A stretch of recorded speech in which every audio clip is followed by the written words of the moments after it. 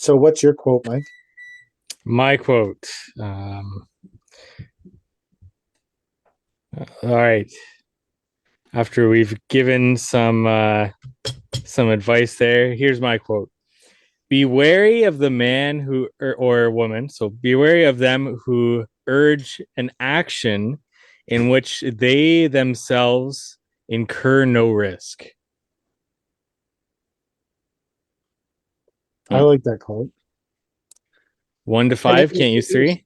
you're saying people, essentially what you're getting at is people who tell you to do stuff who can't win or lose anything, or can't lose anything, but could win. They incur no risk. Don't do that. Yeah. I think that's valid. You're saying that some people might not have your best interest at heart. Yeah. I heard this quote and I thought this is great. I thought it was an awesome quote. Yeah. Yeah. There's, It's a five from me. yeah, I think that's a five too. I think you should always be wary of people who are spouting that so I have a big problem with this in general all the time, and it probably holds me back. Every time someone starts spouting it shit at me, the first thing I do is analyze that person and figure out what have you done to know that I should be doing that shit. Like people who spout off about how to run your business, but they never fucking ran their business and they work for some massive fucking manufacturer.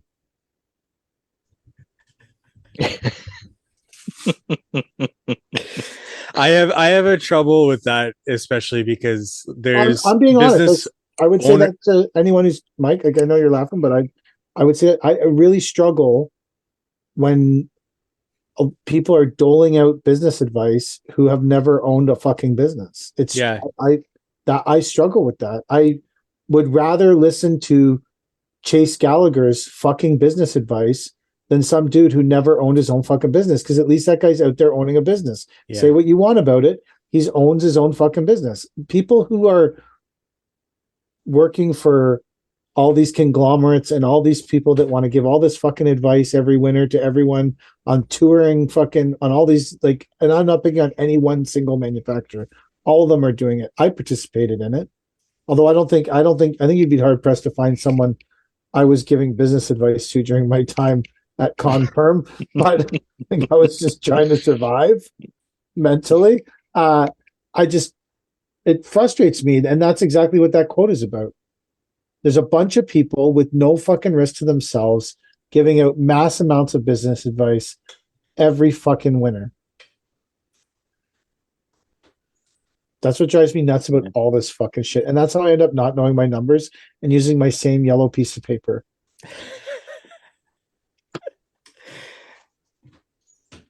What did you think of the quote, Mike? Or sorry, Chad. I know I got emotionally involved in No, it. I like that one. It's yeah, I generally don't take a lot of advice to begin with. Or maybe I would know my numbers or have invested in a software or something, right? Like I just don't do things a lot of the same way a lot of other people do things, right? For better or for worse sometimes. But I don't like we watched that there's a new Netflix documentary about did you see like Twin Flame leaving Twin Flame or something like that? It's basically all these mostly women who got sucked into like this idea that they're gonna find their soulmate and shit like that, and ends up they're subscribing to a fucking cult, right? And I don't buy into that shit really easily, and I guess it's the same reason why I don't Is take that a like lot a of. real thing? Oh yeah, check it out. It's pretty wild. What's it called? Like leaving Twin Flame or something like that. Really? Escaping Twin Flame, yeah, I'm gonna look yeah, that up. yeah. It's pretty wild. Um, yeah, they just it's a cult thing, and I don't drink the Kool-Aid. I'm not part of any gangs or any universities. Or, I just I don't know. I gotta shut the door. Give Acad- me a second. Academies. Academies. So you gave the quote a five, Mike? I give it a five. Yeah, I just like you have a tough time with the same thing. And yeah, if you've never owned a business, you don't know what it feels like, especially when you're first starting up, to have the financial like, it's very easy to just say when you're starting out, just go out and spend all this money. But when you have a kid at home or a wife or a mortgage and you're hearing this advice, like all this business advice isn't applicable to everybody. So you just got to go through it with a fine tooth comb and see what applies to your life. Yeah. Like, I suppose I could give business advice on how to start a business from nothing. But at the same time, I definitely wouldn't feel comfortable giving advice on how to start a business when you have shit to lose in your mid 30s or 40s or something like that, right? Like, because Right. whenever I started a business, it was fucking easy because you had nowhere to fall because you had nothing to You're saying you lose. might You not had have nothing. started up your own business at 45. Absolutely. Absolutely. Not with a mortgage and stuff. That's terrifying, right? Like, I Well, had that's what nothing. we did. Yeah, I I know. was So, 44, I guess. but 45, 50, I'm no? under no illusions to think that I could give that kind of advice, right? I can't. If someone comes to me at 45 and wants to start their own business and they already have a mortgage and all this shit and they got a truck payment, all this stuff, I can't help you as well as I can help the 20-year-old kid who has nothing to lose, right? Buy his first dump trailer and get things rolling that way. So, Yeah, I was when I was moving all the shit around at the yard today. Um, because I'm trying to plan this winter so that all our shit is in places where it makes it easier to plow the yard. Because last year I was dragging snow like all the way across the whole 10 acres to get rid of it. I was like, okay, we need to move some of this shit out of the way now so we can shove the snow to the back and not have to go across a full 10 acres with the fucking snow. Um, I was just looking at the epic amount of shit that's at the yard, and I was like, holy fuck, there's a lot of stuff here. yeah. And like, how the fuck did we get all this stuff in 5 seasons? Where did it come from? It wasn't it just was like, made me more. I'm sure some people might have looked around and went, yeah, I'm really killing it. I looked around and was like, fuck. Yeah. All the buckets and sets Oh, of forks and yeah. pallets and water totes and Well, I don't have any pallets. We have water totes though. yeah. Yeah. Well, even like I lined up all the trailers. I'm like, well, there's 2 dump trailers, 2 tool trailers, 2 tag along flat trailers. I'm like, why the fuck do we have so many trailers? Fuck. It's like a chess game. You're like, what am I going to need this winter and where can I put it so that it's out of the way? But if I have to dig it out, I can dig it out. Mm. And what trucks am I maybe going to use? Do I put them somewhere a little more accessible? And which ones need to be plugged in? And That was I like, so the first year that we had we had 1 dump truck that had to get plugged in. And the yard we were at back then had no electricity. So I took the little dump trailer down there and I chained a generator into the dump trailer. And then if Christy had to start the truck at 6 o'clock, I would drive down to the yard and start the generator at 2 a.m. and then let the truck warm up and I would sleep in my truck beside it. That's how we started. wow. I did that many fucking days because we had nowhere to plug it in. So I would drive down and start the fucking generator and let the thing warm up and sleep in the fucking yard. Nice. Yeah. It was yeah, sometimes I forgot I did. So this year there's 5 trucks to plug in. But when you're plugging in trucks, it's easy to blow the circuit breakers. So we're like trying to figure out how to keep the trucks together and plug them in, but how to make sure that they're not all coming. Anyways, it was a whole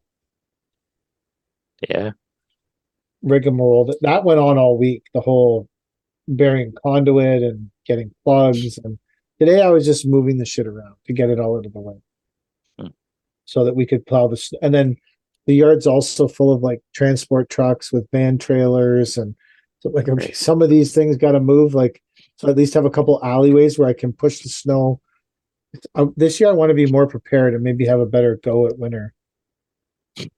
Since since we're not like, I don't know, I feel like we have a good opportunity to be more prepared. I also feel like I actually have a plan for this winter, and I know what, not that I know what's going to happen, but I have an idea of how things are going to go. We have a much better client, like we have a really good client base of people that call us for snow relocation, not removal. Um, I feel like this winter we have a better, really a way better, just a way better process. I guess it's getting better every year. Hmm. Uh, and then we'll be more ready this year than any. Normally, it's like it's going down to -10. What are we doing about plugging the trucks in? Fuck, fuck, fuck, fuck. Where's all the extension cords from last year? No one knows. Go buy another $300 worth of extension cords. Yeah. Yeah. You got to buy those extension cords with the glowing ends. Yeah. Because when you plug a truck in, it'll blow the fucking breaker, and then you'll know because the end stops glowing. But many times I've plugged a truck in, and you don't know that the breaker blew because Yeah. the whole thing's just running to that truck. So it's not like some light goes out. So if you don't have the glowing end cords, you're fucked. Yeah. That's a piece of value. Is it? I don't know. That's a piece of value. Yeah. There. So this is how you plug in your truck in the winter. I should do a fucking reel on it. See, That's PK's Caleb's Corner. we Yeah, pull it that's- out, and if you don't see the spark, then you know something's wrong because they Yeah. always spark. They do. Yeah. We had one almost catch fire last year, and then Yeah, I Brad remember had you to put a talking new about one. that one. Yeah, Brad had to put a new one on it. Yeah. So Yeah. but Yeah. yeah, now this year we're plugging in 5. Maybe next year we'll plug in 7. I don't know. Wow. I was gonna call you about advice on buying a triaxle truck. I think we're real close. And then you decided that you weren't going to call. No, then I decided maybe let's not buy one just yet. Is the problem. But I guess one of our big GCs in town just hired like 20 trucks out of Toronto. 'Cause they got this big gravel moving job all winter and stuff. Like, could have had a piece of that pie, you know? Yeah. But then, like, we could use it from time to time, but not all the time. But if I had a driver, I could put him on with someone all the time. So, The problem you run into with that is if you have one truck and you're trying to put them on with someone and then use it for yourself, it's hard because when that client calls you, you'll say, "I'll just do it with the tandems." yeah, and that's fine. But if it's constantly generating revenue, then that's a pill I can swallow, you know? Yeah. But it would happens. be, That happens to us a lot. Like, yeah, if I make plans with the triaxles for us, it happens more with the bin trucks. Sometimes it happens with the bin trucks, and I'll say, "Okay, we're going to take it to one of our residential jobs," but then someone calls and the truck goes to them instead yeah, of us, and then we move it with a dump trailer or some asinine thing. yeah. And then we Yeah. have, So the jury's still out. We're looking for those tax write-offs this year. So we'll figure something out. well, if you're ever buying one, call me. I have lots of don'ts. Lots of don't. Yeah. My criteria, I think, are Cummins and automatic. Yeah. Yeah, I think those are my only two so far. But That's I'm terrified of an 18 speed. Like I have no place in a truck like that. the yeah, and you want to make sure it has well, depends how old you're buying, but you want to make sure it has a spiff. Yeah, You don't I don't want a want something. you don't want a pretty new. non-spiff truck. No. So we'll see. I'll sell you my blue one. Yeah, your new blue one? Yeah. Didn't you just buy it? Oh, I think I'm gonna get two new ones that match. Hmm. It's a good truck. Allison 6 with a Cummins X15. That's the one Darian took up here? Yeah. To drop off my 8-ton? Yeah. You just need to wrap it white.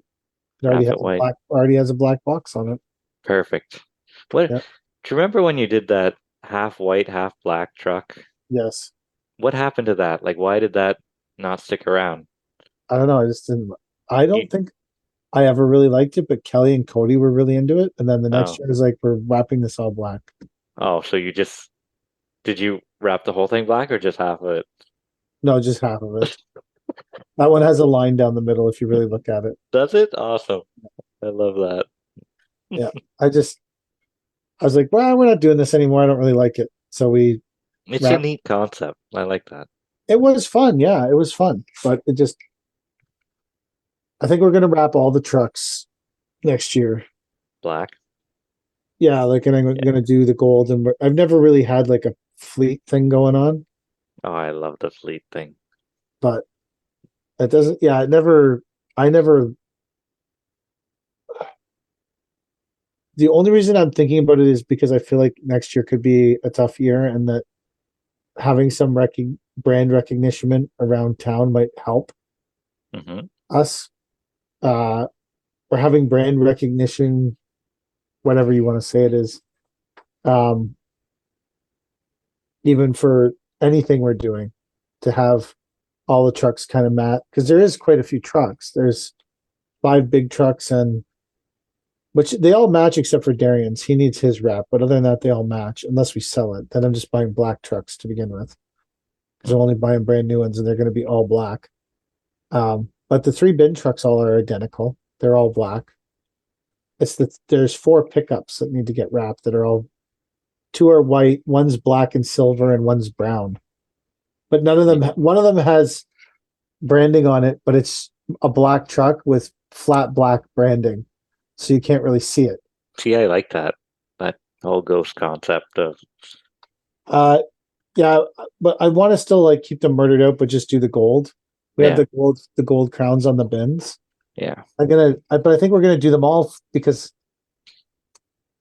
I think it'll just, I don't know. Normally, I don't would ever want anyone to know how many trucks we have rolling around. I I've would always loved that fleet of 100 trucks. Everything looks the same. Looks like Yeah. you know what's going on. So traditionally, I've always been I don't want anyone to know what's going on person. I'd rather, but I've never had a whole bunch of stuff that ever matched before. So this is the most matchy I've ever been in my life. The most matchy. The most branding Like- I've ever put on things. The most, like, I usually try to avoid it like the plague because I would rather people just have no idea what's going on. But on the flip side, I feel like next year people are going to need to know, and it's important. And it does make it. There's more people now who will say to me, "Oh, I see your trucks all over the place." That's Because all the bin trucks even have the crown on the back of the bins now. that's one of the most proud statements I've heard from people talking to us about the company is I see your stuff all over the place. Like I don't know why, just to me that quantifies some sort of success. And maybe it shouldn't because they can't see the bank account or anything like that, right? But to me that's some sort of status symbol that you're big enough to work everywhere around here. Or you've got a big enough handle on everything that you're getting things done. But it doesn't. But as long as if that's something that you think is successful, then that's all that's important. What someone else thinks out of it doesn't matter, right? Yeah, no, I mean, I like to hear that from them, right? Not necessarily that they say it, but that I would hear that from people. I had somebody call me this season looking for work, looking for a job. And as he was on the phone with me, he's like, "Oh, I just saw one of your trucks drive by me." And I said, "No, probably you didn't. Otherwise, somebody took my truck." And I'm in it. And what if he did see your truck drive by you? That's when you're in fucking trouble. At this point, I was at home, so the truck was parked, and if he saw my truck, it would have been a bad thing. Yeah, I think that maybe we're just at the point now where that's part of what we need to do to get the things we want, like the contracts we want and stuff, is we need to look more like maybe professional. Everything matches and it's all one color and you've got a plan. Maybe it makes you look more competent than having a whole bunch of unmatching shit. I don't know. But That's the goal. So you can buy the blue truck and wrap it white, and then I'm going to buy 2 brand new black trucks, Chad. Sure. Have your people call my people. We'll set up something. We'll set it all up. Yeah. And then you just have to wait for the other trucks to come in. And then you can get the truck. I'll miss all my winter revenue with that truck. So you'll miss all your winter revenue with that truck. That truck is a desirable setup though. See, I wouldn't even know how to build a truck. It's an of that Allison. size. It's an Allison 6-speed with a Cummins.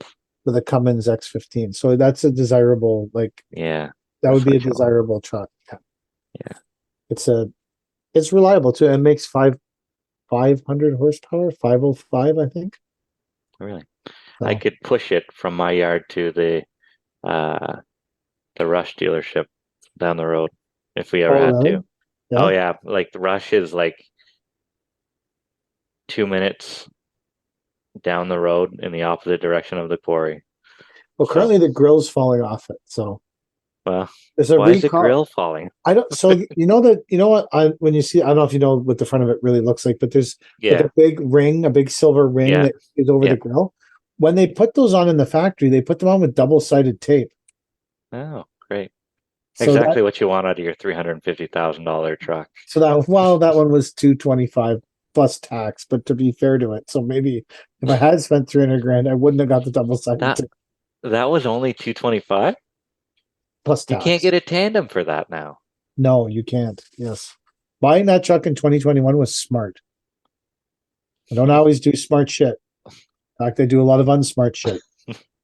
But that moment in time was good.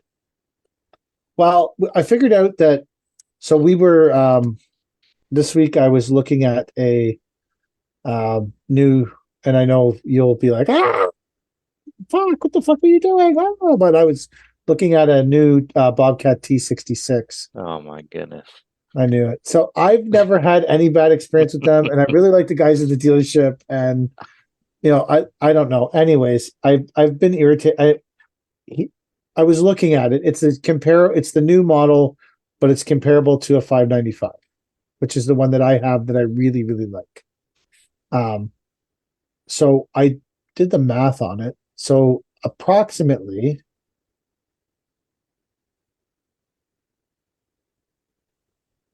with tax, I paid $90,000 for my 595.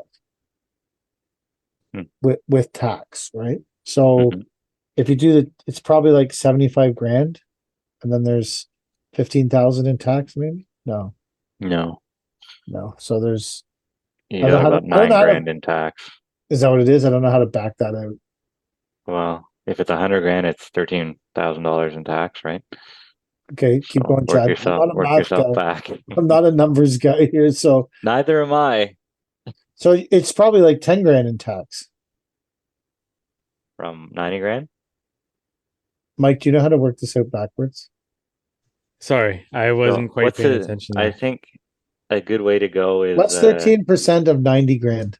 13% of 90 grand? We want to back the tax out of 90 grand. Times 0.113. Oh, so then you divide it by about 10,000. Okay, so I paid essentially $80,000 for this thing. Right? Yeah. The new one was well over $100,000. Yeah. I was like, wow. Yeah. That's our ASV was $120, and that's smaller than a T595. Really? Like, yeah. So they have the new one, and then they have 4 T595s coming in, because I guess Bobcat went back to making them. So, but they were around. It had some cool things, like it has no cage on the windows, so you can see through the windows. There's some kind of like glass that doesn't break or meets the safety rating. Like my ASV, yeah.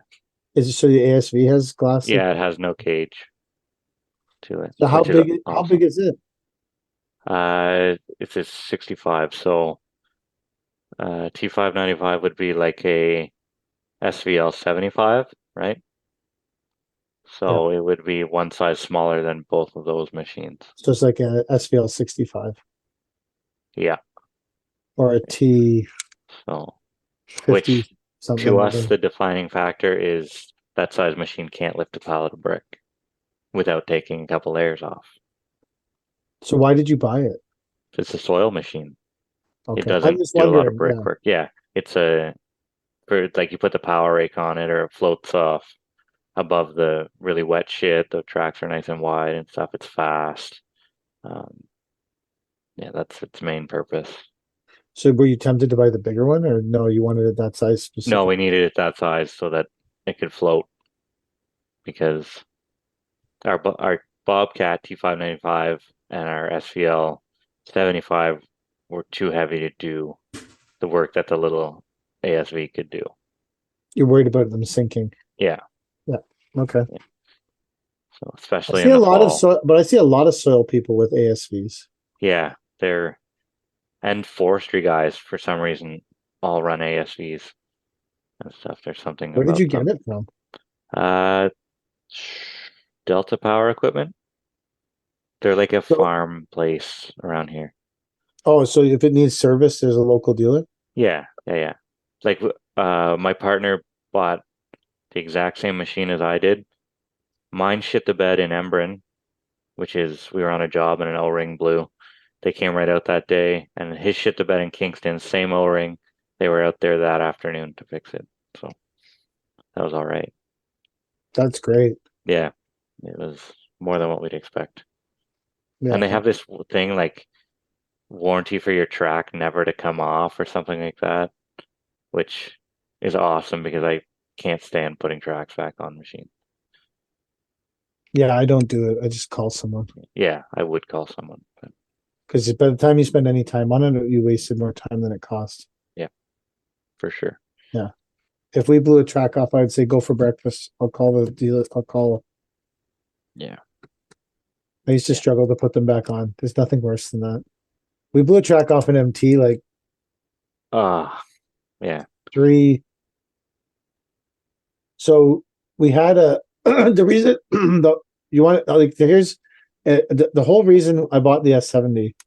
So at the time we were doing residential jobs and we were doing them with the E20, and then a guy that we were, as I guess, sort of partnering with, but we weren't the same company.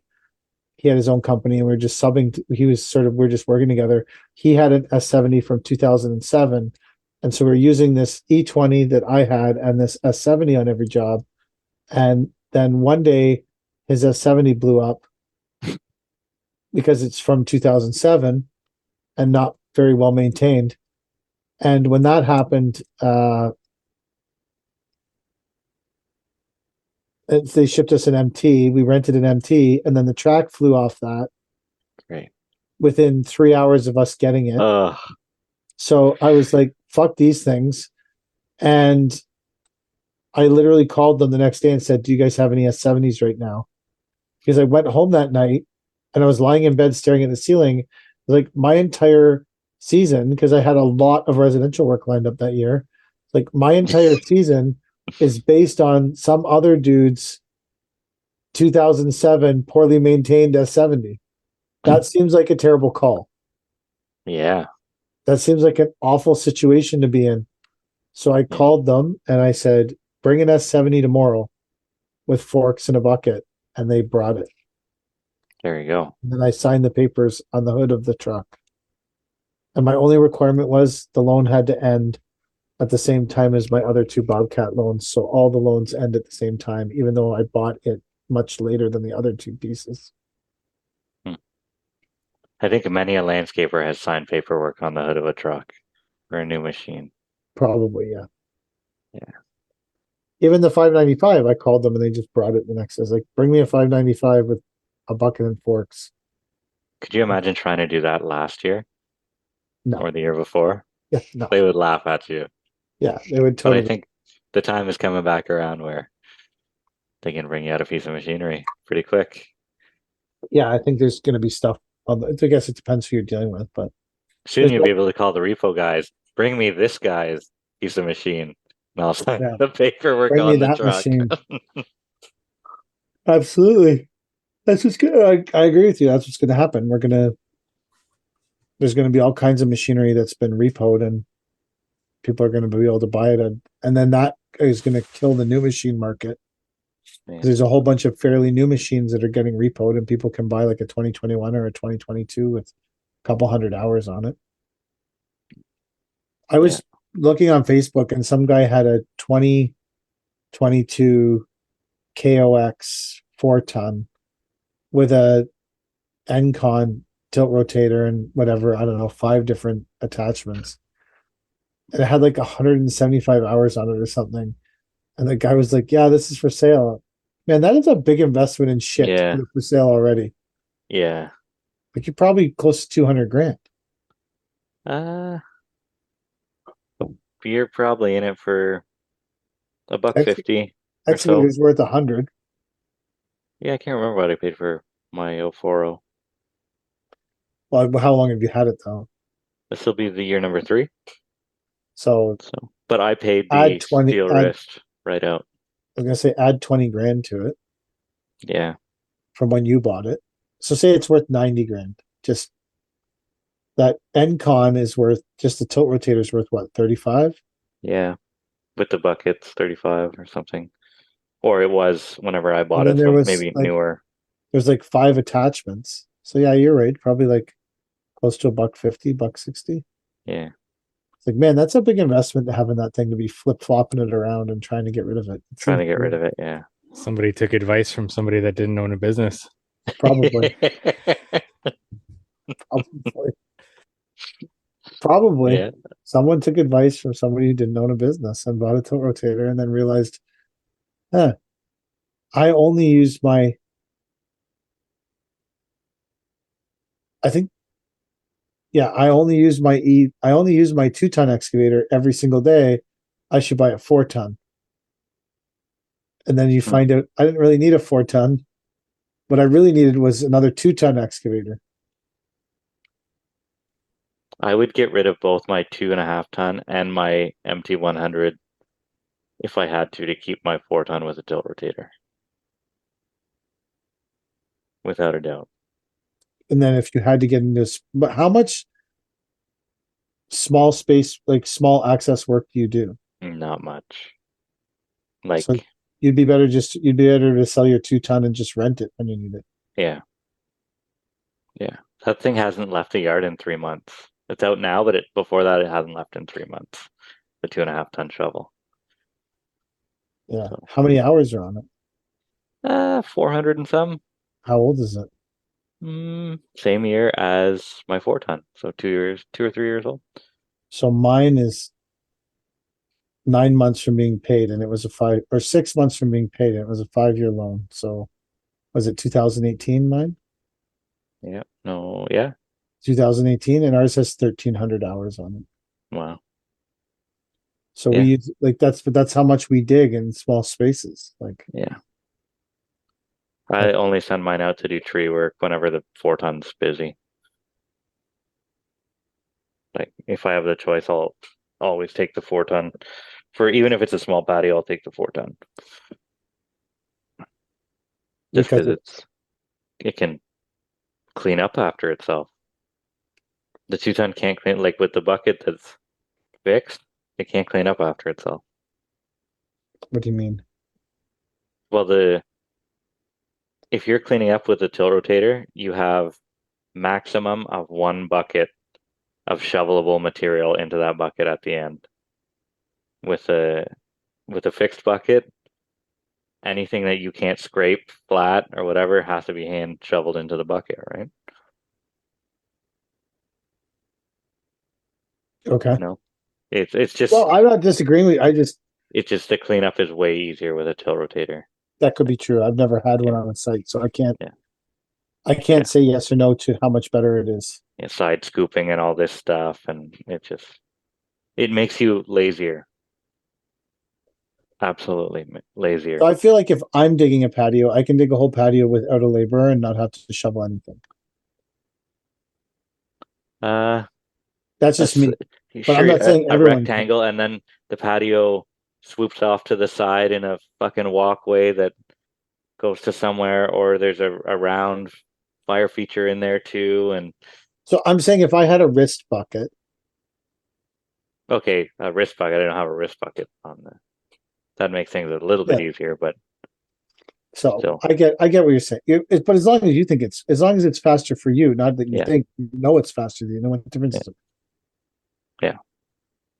But so here's a question: like for what the two now, the numbers would probably tell you to sell the 2-ton excavator because you don't use it enough and get the money out of it. But for the value of what it's, so I'm doing that with, because I was going to sell the S70 that we have. Yeah. But then I started looking it up and it's worth like maximum $25,000. That's the maximum of what it's worth. And that's, you know what? We've owned it since brand new. We've taken good care of it. For $25,000, I'd rather just keep it. Yeah. Like what? Like $25,000 isn't going to make or break my business, and I'd rather have the machine because in a pinch, it can do almost anything. Yeah. Like it's painful to do some things with it. Like if you got to move in a whole triaxle load, it fucking sucks. But if you're fucked, it's better than wheelbarrowing. Absolutely. Yeah. So I was gonna sell it, and I was like, I don't know. We're really close to owning it. Once we own it, what does it really cost for it to fucking sit around? And then maybe it goes out 4 or 5 times a year, and it makes a big fucking difference on those jobs, and then it justified it. Yeah. Worst case scenario, we can use it to plow our own driveway. Yeah. Yeah. That's the worst Unless case. you're really hurting for that 25 grand, I would say absolutely say keep it. So would you say the same thing about your 2-ton, even though you Oh don't use yeah. I'll let it sit there and marinate in the sun. Because those times that it does go out or we use it as a rental or something like that, like it's just worth it way more for me to have it. It cost me like $1,200 a month or something like that. Like peanuts to have the thing. Did you ever try and rent a shovel? It's such a pain in the ass. Then you gotta go pick it up, then drive it to your site, and then they want it filled back up. I would just rather have my own machine on hand, Do you even if send it's them sat there. back filled up, Mike? The rental equipment, yes, yeah, unless it gets picked up. But even do you have a jerry can and you fill it, or you just say fuck it? No, so if it's dropped off and picked up, I don't do it. But whenever I pick up equipment, there's always a gas station right by the rental yard that I pick up from. So I just fill it up and drop it off. How much do they charge you for the fuel? Like how much more than the average what fuel would be? Oh, I don't even remember. So you just assume it's okay with your business? I just assume it's just okay with my business. Yeah. No, I think they charge like double what it would cost me Yeah. to just fill it up myself. Sounds I about just right. don't know that because I haven't done that in a while. That seems reasonable. Yeah. And you just assume it's okay. Just There's assume. there's no way to measure it. There's no way to measure it, whether and how they're gonna how much they're gonna charge you to fill it up. Yeah. So so do you usually pick the equipment up or do you get it dropped off? This year I've been picking it up more often, but I prefer to get it dropped off and picked up. So what trailer do you use? Oh, they just have a trailer on it. So I if I'm working in the old folks area, there's a Home Depot nearby. So I just pick up from Home Depot and they've got it on the trailer. Almost every other place other than that, I'll get it delivered and picked up. So do you think that it being on a trailer and ready to go leads you to go to Home Depot more than other places? Yes. Because I don't pick up from other yard shops, right? Because then I have to go pick up my trailer somewhere. I don't even know. So do they charge you for machine rentals? Or sorry, do they charge you for the trailer rental when you pick up? Like, could I pick up the machine without the trailer, or at Home Depot it's a package? I think it's a package at Home Depot. Yeah. There's no separate charge for the. No, there is not. I think it just comes as a package. I think they want you to use their trailer and straps and all that.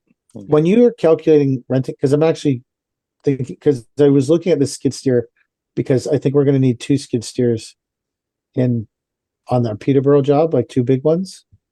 and I hate renting stuff. So I was like, fuck it, maybe we should just buy another one. Mm. Which seems like totally ridiculous when I say that out loud, but I could rent No, one for I'm 2 right weeks. there with you.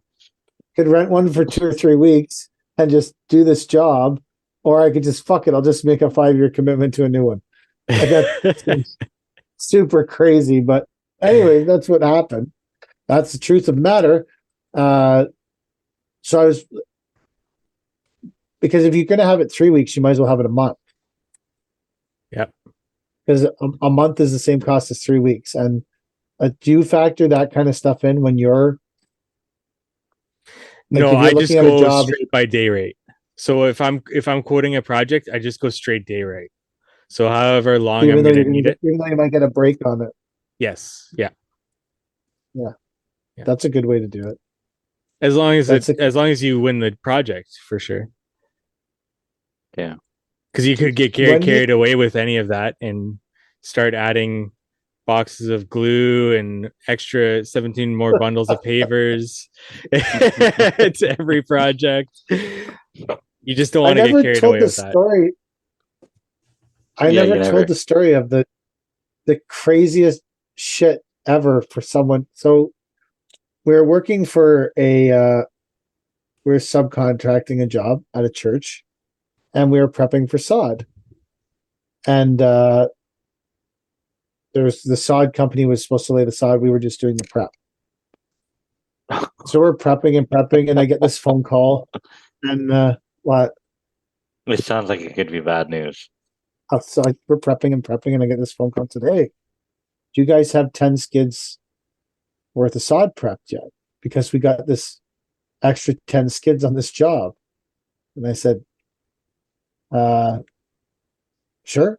Who has 10 extra skids of sod left over on a job? Like, this is, because sod's not like pavers. It doesn't keep, like, you're usually pretty on point. The operations manager is like, yeah, I don't really understand what happened. I went, okay, sure, send it over. We'll lay it, but you need to figure out how to water it because it's like fucking August, and that's going to be a problem. So we start 10 skids come, and we start laying the 10 skids, and he calls me back. Says, hey, so what happened was there was all these hydro stations that we did, and each one of them, I thought it needed like 3 skids of sod, but really each one of them needed like 3 rolls of sod. So I have another 25 skids of sod coming. You need to lay that. I was like, whoa, bro, like there's 4 of us here. Like, 2 of us are very old and fat. What the fuck are you talking about? So they had fucked up and it was a Friday. They had fucked up and ordered. And then some more there, people came and we got it all laid. And then I actually watered it. Paisley and I watered it, and she got paid. She was like 10 at the time. She went out because she could get across the sod and pull this same as the ASV. She could get across the sod and pull the sprinklers around, and I can't do that because I'm fucking fat. My ground pressure level is high. Like, so, but yeah, that's I just remember thinking, I gotta send another load of sod. I'm like, load? It's like, full 22 skids. What the fuck are you talking about, man? It's Friday at 3:00. Are you fucking nuts? But we got her traditional landscape style. We got her done, baby. Yeah, I think that's the most I've ever seen someone over order. We used to have a lot of at Ridge Lake. We used to have a lot of mulch over ordering. Mulch because it came like, it was cheaper if you got the 100 yards. So if we needed 80 to your yard, not to the site. Or how big are these jobs that you're doing that you need? Oh, some jobs we would order 300-yard loads of mulch. Holy shit! Yeah, 400. I think we had jobs with 300 or 400-yard loads of mulch. Wow. We always almost every job we did there, we got a full load. Really? So we fucking, but inevitably you'd get like 100, but really you needed like 85.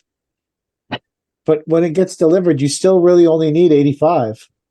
So we used to call it mulch stuffing. So we would stuff the fucking, and then we would just move it to the next job.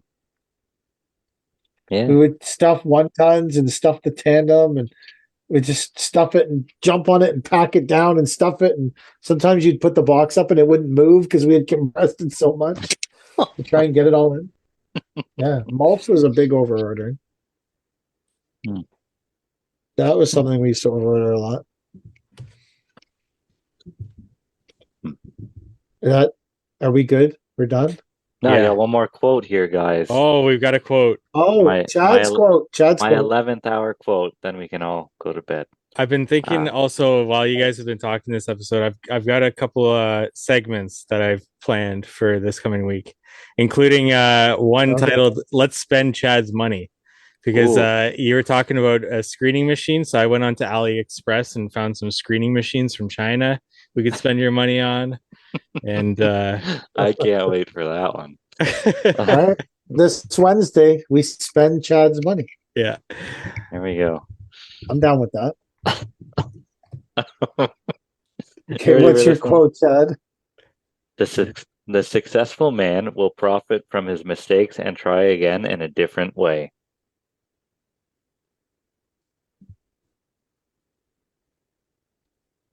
Yeah. Are you saying profit like money, what monetarily, or profit through knowledge? Does it matter? No, not really. I'm just casually wondering. Either way, I don't know either. Ask Dale Carnegie. I like it. And I think it's I definitely like that applicable quote. Yeah. to me. What does it say? The successful man will profit from his mistakes and try again in a different way. I just don't know if it's a 4 or 5 right now. That's the only thing I got. So, I'm stuck on. so the point of that quote really is because when you read it the second time, either I was paying attention more or my brain clicked in. I don't know which it was, one or the other. What you're saying is a successful man will make profit and then make mistakes but make profit, but then still the next time change how they were doing it to try and eliminate the mistakes and make more Find a profit. way to be profitable even through your mistakes, and then manipulate things Yes. the next time around, which I think is So what that we've been doesn't- doing all Yeah, along. I like Basically that. learning Yeah, from I your like that. mistakes. Or well, No, but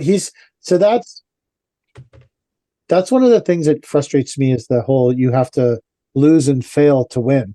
You can win and then win more. And that's what your quote is saying. Your quote is saying you don't have to lose, like you don't have to fail and lose in order to learn all these lessons and then win. You could be winning and still learning lessons and winning fucking more.